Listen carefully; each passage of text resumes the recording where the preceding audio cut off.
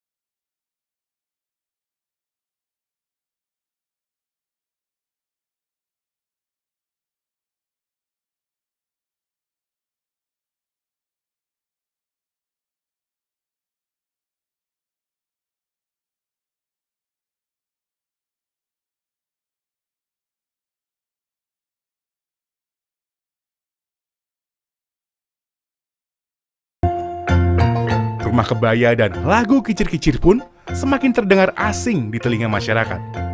Begitu pula ondel-ondel, walaupun sosoknya yang tinggi, besar dan masih terlihat pada acara-acara penting seperti ulang tahun Jakarta, tetapi siapa yang peduli dengan sejarah dan latar budayanya?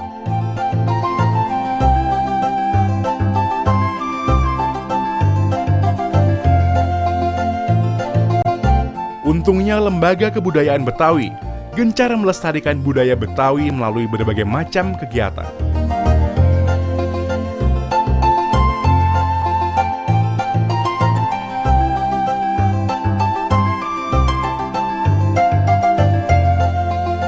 Salah satunya, Kibar Budaya untuk Negeri, Cinte Betawi 3, pada tanggal 23 November 2014 silam. Yang menarik di acara ini adalah Lembaga Kebudayaan Betawi berhasil meraih penghargaan MURI untuk pemakaian kaos bermotif batik Betawi terbanyak.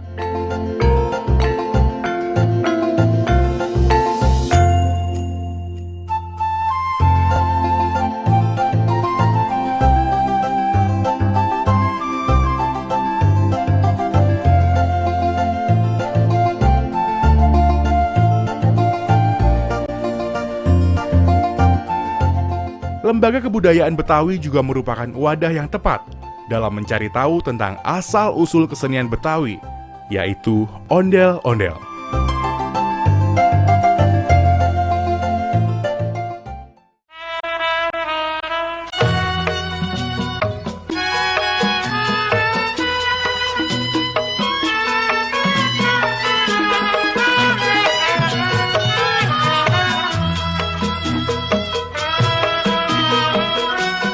Masyarakat masa lalu di agama-agama tua itu masyarakat mempercayai kepada sesuatu yang besar.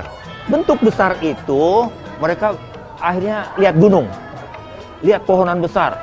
Maka salah satu pilihan masyarakat Betawi adalah bagaimana makhluk yang besar ini yang memiliki kekuatan supranatural.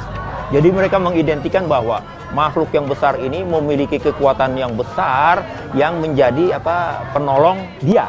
Masyarakat Betawi akhirnya memilih bentuk besar boneka yang mereka ciptakan kalau di dalam Islam itu disebut apa namanya berhala gitu ya, yang dihancurkan pada masa Rasulullah itu dihancurkan semua berhala-berhala itu karena menjadi sembahan. Kita pun dulu seperti itu. Maka dianggap ini sepasang ondel-ondel laki perempuan yang mukanya serem, matanya melotot itu adalah sebagai simbol kekuatan yang bisa kasih bantuan kepada mereka di dalam operasionalisasi kehidupan sehari-hari. Ondel-ondel itu mempunyai fungsi seperti itu, fungsi ritual gitu ya. Kalau ada panen gagal, maka ondel-ondel dipanggil, bacain mantra-mantra, bacain sedekahan, mereka diarak. Maka itu misalnya gagal panen apa segala macam, hama wereng, hama tikus, sama keong mas misalnya yang menghancurkan mengakibatkan gagal panen, maka dia. Dan akhirnya memang karena masyarakat meyakini itu, akhirnya mereka yakin gitu ya. Jadi seperti itulah kira-kira. Nah, ya, kalau kita melihat ondel-ondel.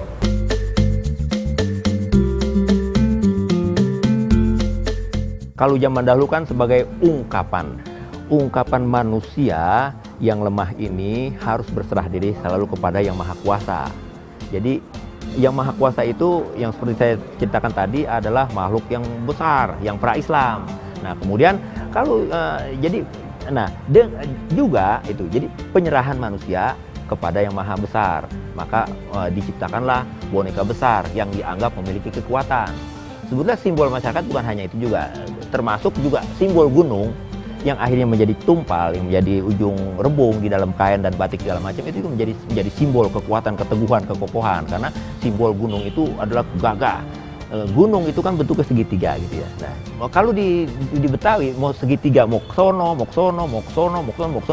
tetap dia adalah simbol gunung yang dipakai dalam gigi balang segala itu kan bentuknya seperti itu. Akhirnya bukan hanya itu yang diambil sebagai simbol kekuatan, simbol kekokohan, maka diciptakan juga ondel-ondel sebagai yang memiliki kekuatan dengan wajahnya, calingnya besar, matanya melotot, gitu kekuatan. Jadi memiliki kekuatan supranatural yang besar bagi masyarakat itu. Jadi kalaupun ondel-ondel satu itu ya akhirnya nggak mungkin, karena dia akhirnya ini menambahkan kehancuran karena dia sendiri gitu. Dua itulah yang menjadi kekuatan dia. Kalau dia satu ya lambang kehancuran lah, karena orang yang sudah bercerai kan gitu ya. Jadi simbolnya seperti itu. Betawi yang mengalami akulturasi dari berbagai etnis seperti Arab, Cina, Bali, Jawa, Sunda, Melayu. Awalnya mereka menyebut ondel-ondel dengan barongan. Sebutan itu berasal dari kalimat ajakan untuk mengarak barongan dalam logat Betawi, yaitu nyok, kita ngarak bareng-bareng.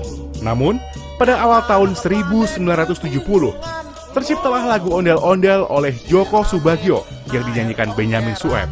Sehingga, tiap sepasang boneka raksasa berwarna merah dan putih ini diarak, masyarakat spontan memanggilnya dengan ondel-ondel.